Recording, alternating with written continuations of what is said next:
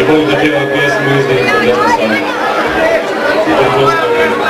Tam kažem, ja sam samo nagodio sa gospodinom Dinom Medvinom, neki smo drugi aranžman imali da možemo napraviti ovdje imamo iz Sevina, oficijalni istraženije. Hvala vam lijepo na pravicu vrijeme, zaista ne imamo šta posebno reći. Osim da u principu nisam čovjek koji voli tako velike predstave, pogotovo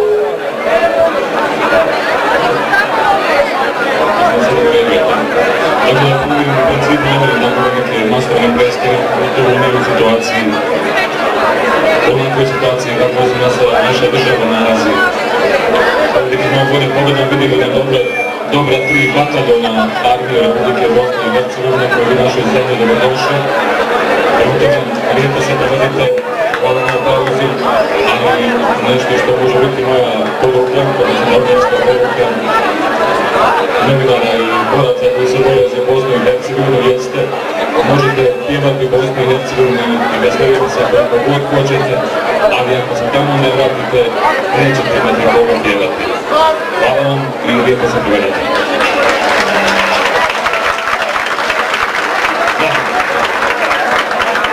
Ja mislim da je u stvari to bila dužnost da kaže gospodin koji ću upravo sada najaviti.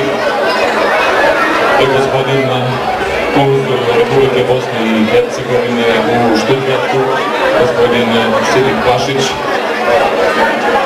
Spahić, izvojim se. Nisam ubiti da gospodina ja više upoznam, tako će neki dana da povučim pred vama.